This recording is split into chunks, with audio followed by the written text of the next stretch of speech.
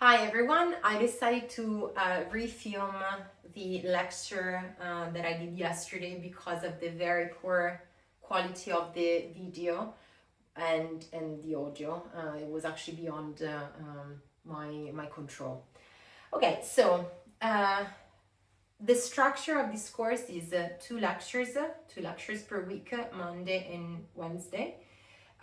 It's Easter break next week, so we're gonna skip that week, and then we'll have there is 1 week where we're only going to have one lecture, so we'll be a total of 7 lectures in fact.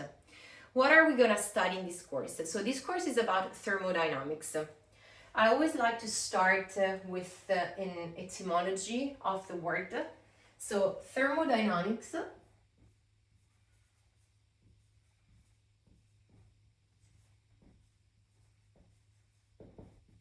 comes from the Greek therme,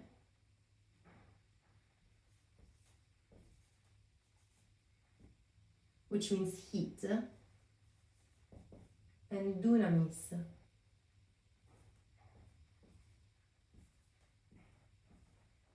which means power, force.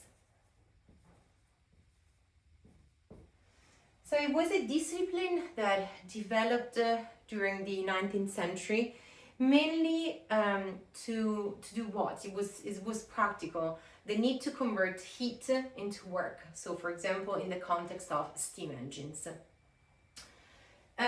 What we are going to see in this course is the 4 laws of thermodynamics. They are named the zeroth law, first, second, and third. The zeroth came chronologically after the first, the second, and the third, but since it's more fundamental than the other 3, it comes with the number 0. So now I'm going to outline the 4 laws, and then today we're going to go into the details of the zeroth law. So the zeroth law of thermodynamics, it's essentially about the transitive property of system in thermal equilibrium.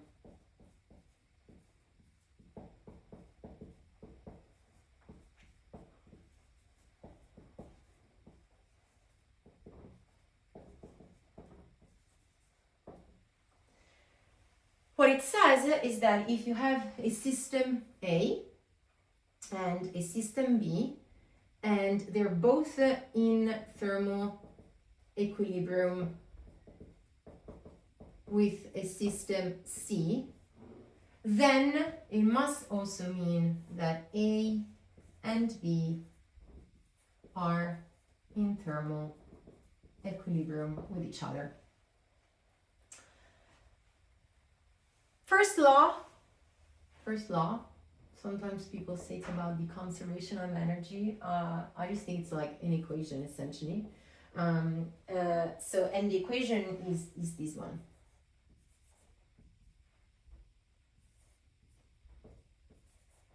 So if you have a system, the difference in internal energy for that system between a final and an initial state, so delta tells you that it's a change, it's a difference. This U, it's the internal energy.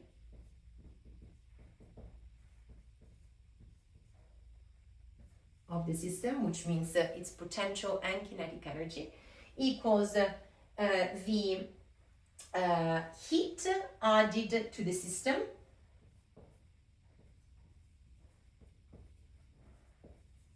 minus the work done by the system.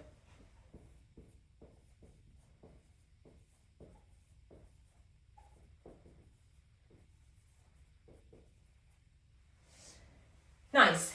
Then, second law. So the second law is about entropy and the arrow of time.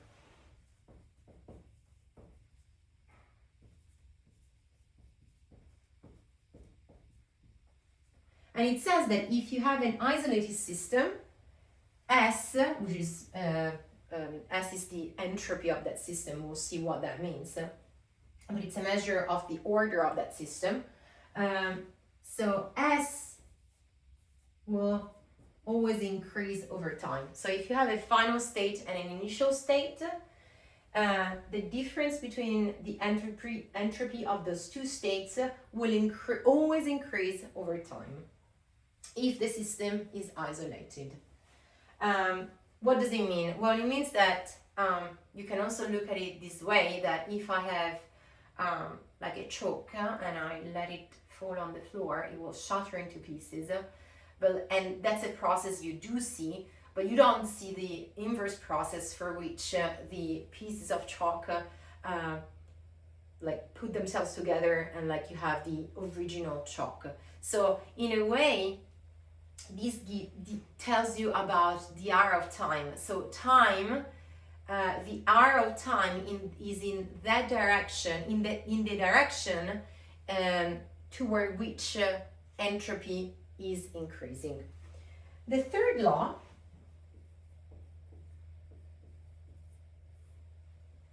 is, it basically tells you that you can't get to the absolute zero.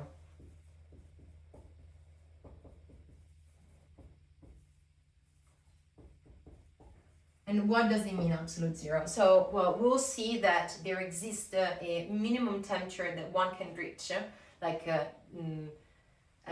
so there is a minimum, temperature has a minimum number in its scale, and that minimum number can't be reached. The third law actually says that you can't, it is impossible to reach the absolute zero in a finite number of steps. But since in real life we can't do an infinite number of steps, it basically says that you can't reach the absolute zero. Nice. So now we are going to talk about the zeroth law. So I told you that the zeroth law is about the transitivity of systems in thermal equilibrium. Although it kind of seems to, why is it like that? So I'm going to show you that there is a way you can describe like a mathematical way to describe reality, out of which this comes out naturally. So before doing that, we need like a few ingredients. So the first ingredient that we need in order to understand the zeroth law is thermal contact. So, and we're going to give thermal contact an empirical definition. Thermal contact means, for example, right now, I'm not in thermal contact with I'm in thermal contact with this pen, right? Because I'm touching it. But as soon as I'm not touching the pen and I let it go, I'm not in thermal contact with it anymore. So touching is a form of thermal contact, and we'll see that what happens is that thermal energy can be exchanged through me and the pen through conduction. So thermal contact means that there is some kind of contact between two bodies, and because of that contact, energy can be exchanged. So for example, the sun and the earth are in thermal contact, even though they're not touching each other, and even though there is empty space in between them, because radiation can travel through empty space and can go from the sun to the earth. So for this definition of thermal contact, I just used the idea of energy exchange. That's it. But I haven't used the word heat, I haven't used the word temperature, none of that. Then we're going to define thermal equilibrium.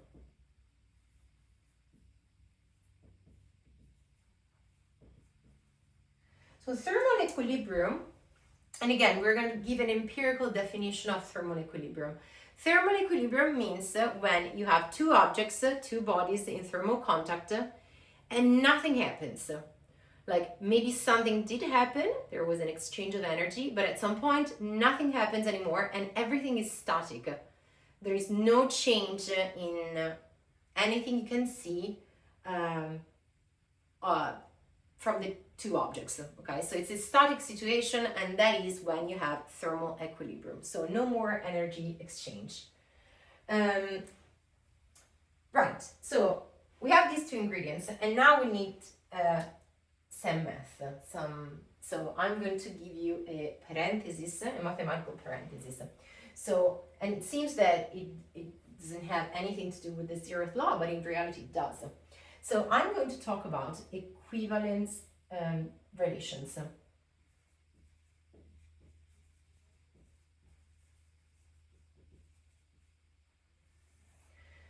So an equivalence relation is a binary relation, so in between two things, that says whether or not two elements are related to each other. So if I have element A and element B, and I draw a tilde in between them, I can say A is related to B. And is related is the equivalence relation. For example, a type of equivalence relation is has the same age as.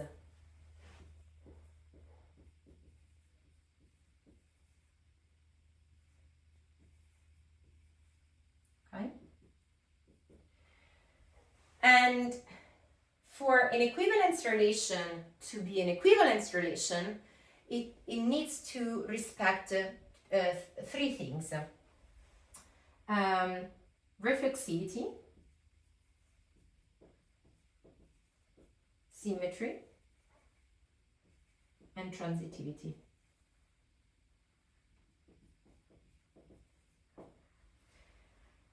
It's very clear that has the same age as does respect reflexivity, symmetry, and transitivity. So say that A is me, I have the same age as myself. So, and it's also true that if someone else, B, comes in and has the same age as me, I will have the same age as this person. And it's also true that if a third person comes into this room, C, and I have the same age as C, and B has the same age as C, then A and B will have the same age. But for example, being the mother of is not an equivalence relation. Obviously, I'm not the mother of myself. Okay?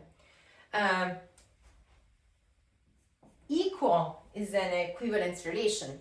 A equals itself, and A equals B, B equals A, and if A and B both equal C, then A and B equal each other.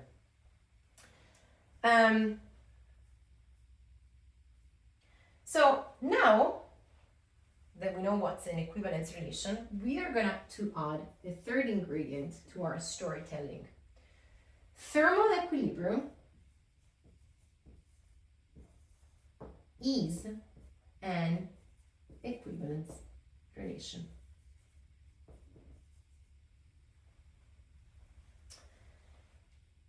And it's very clear that it's an equivalence relation. Why? Well, an object is in thermal equilibrium with itself, and if two objects, if A is in thermal equilibrium with B, B will be in thermal equilibrium with A. And the third one is transitivity, which is essentially the zeroth law. So this is to say that saying that thermal equilibrium is an equivalence relation automatically tells you the zeroth law. Okay? So this is just a detail of this more general statement. Thermal equilibrium is an equivalence relation. Nice. So now that we have that, we can see what the implication of thermal equilibrium being an equivalence relation is. So what is the implication? Well, so say that there are, I have people, and say that the equivalence relation is has the same age as. So I'm just going to draw circles. And let's say that all of these people have the same age, these people have the same age, and these people have the same age.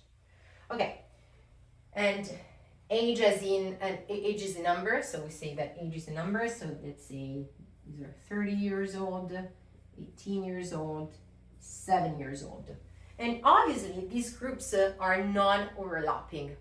So when you have an equivalence relation, you are automatically be able to divide a set into non-overlapping sets. These non-overlapping sets are called equivalent classes.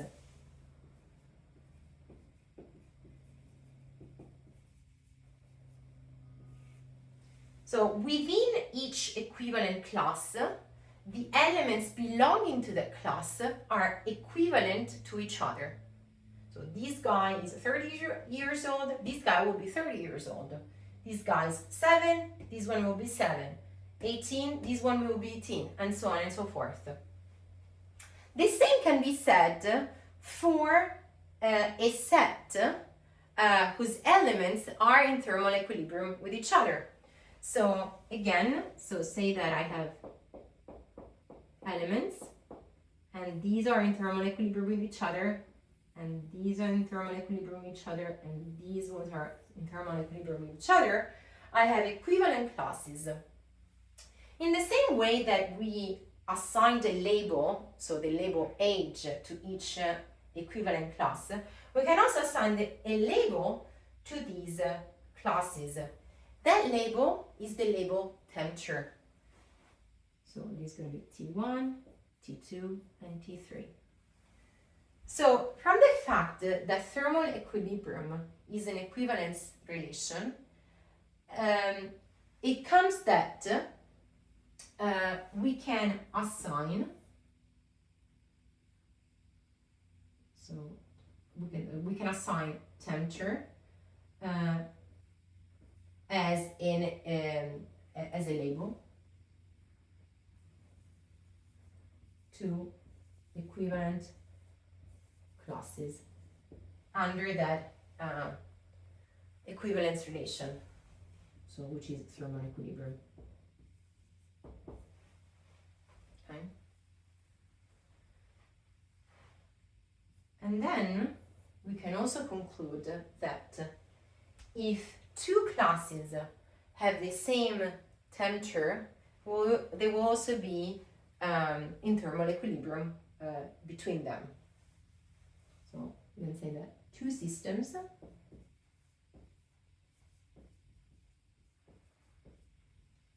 are in thermal equilibrium if and only if they have the same temperature. So how to read that statement? Two systems are in thermal equilibrium. So if two systems are in thermal equilibrium, then they're going to have the same temperature. But if they have the same temperature, they are also in thermal equilibrium. And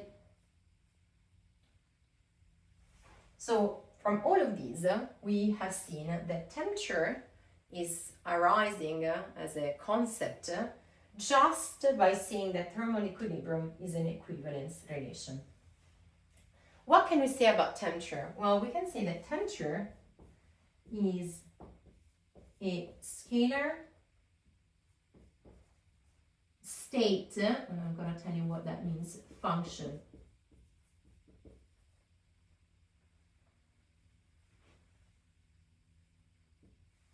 So scalar means, so well, it's a function first. So a function takes in an input and will give you an output. So for example, if I have a cup of tea, the cup of tea, when I just made the cup of tea, let's say it's like 90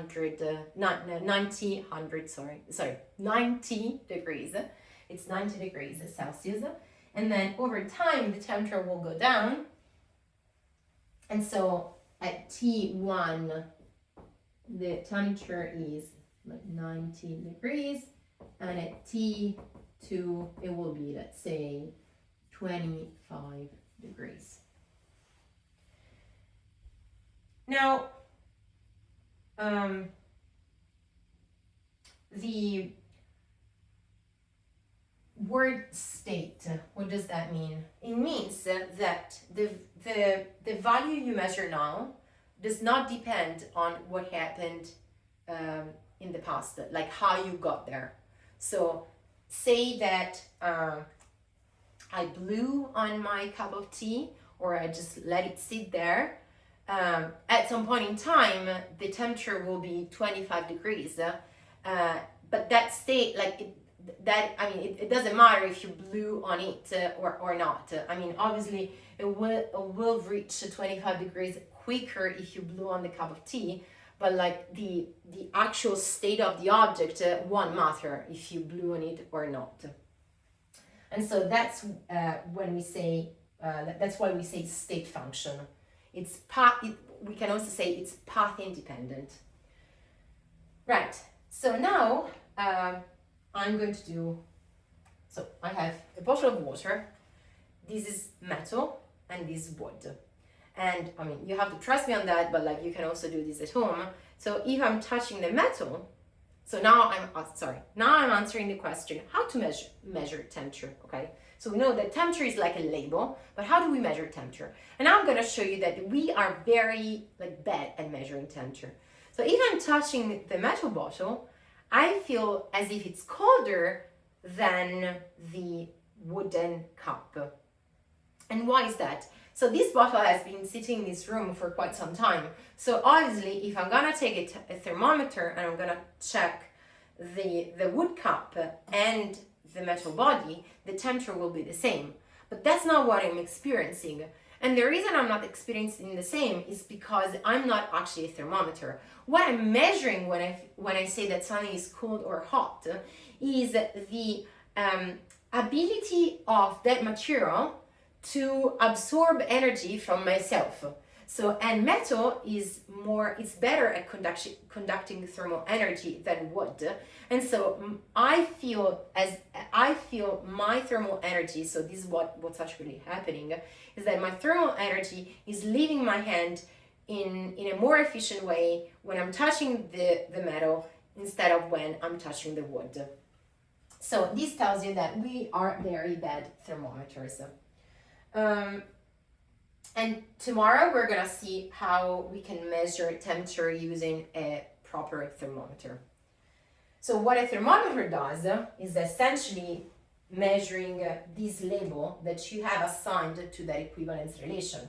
And so if you think about it, so if this is a thermometer and I put it in contact with my body, I will have to wait some time for this object to reach thermal equilibrium with my body.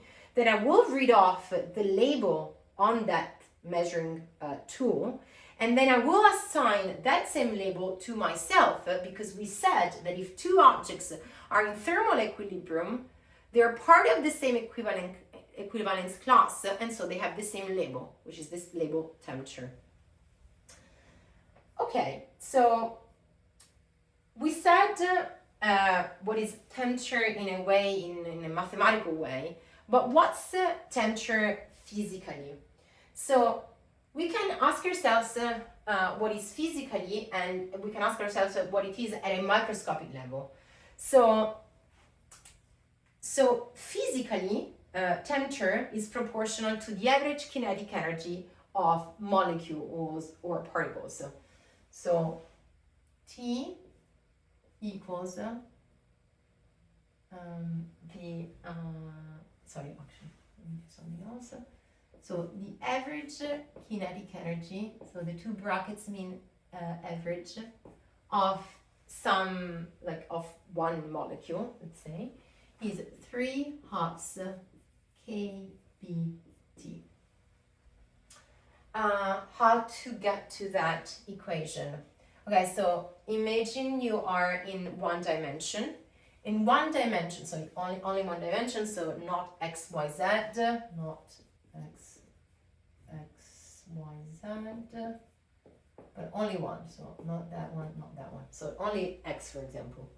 In one dimension, the kinetic energy of a particle moving in one dimension is equal to the integral of PE, and then I'll tell you what that is, times E, integrated over dE, divided by integral of PE in D, where P is the Boltzmann distribution, which is proportional to exp minus E over KBT. So these, you don't need to know that, but like, what is this? Well, it's like when you want to know your average grade.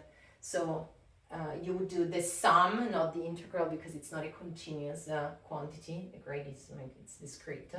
So the sum of the grades weighted by the weight of the class. So for example, the number of credits divided by the total number of credits. So this is what we're doing. So P is giving the weight to the energy and then dividing by the total the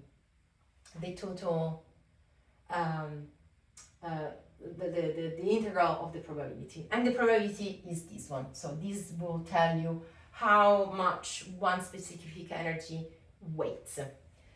So if you do that, you're gonna get EK equals 1/2 KBT, where KB is the Boltzmann constant, which is equal to 1.38 10 to the minus 23 J minus 1 K minus 1. So it's joules per Kelvin. Joules is the unit of measure of energy, and Kelvin is the unit of measure of temperature. If you are in 3 dimensions, you are gonna sum the contribution of the x, y, and z directions, and so this becomes a 3. And so you'll get that EK equals 3/2 KBT. The last thing that we're gonna see today, actually, before we do that, so this tells you that temperature is linked to the kinetic energy of particles. So particle moves and temperature is linked to that.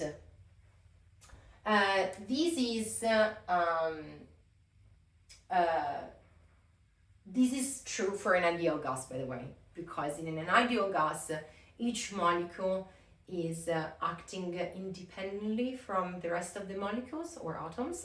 And so you don't have, for example, vibrational states, so there is no bonding in between the molecules, and so there is no potential energy, only kinetic energy. So now we're going to see the ideal gas law for this particular type of gases. One last thing before moving there is, so we said what is temperature, so this is temperature for an ideal gas. And then we talked about heat. So heat is not temperature, heat is energy transfer.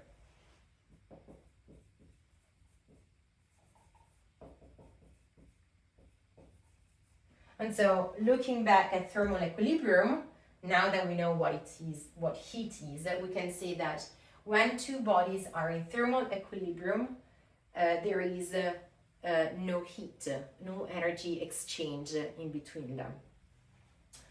So ideal gas law. So we said that, so for an ideal gas, the internal energy of the gas will be just the kinetic energy of the gas.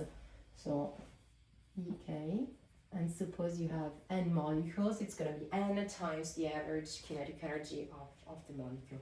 And so this is going to be n 3/2 KB times T.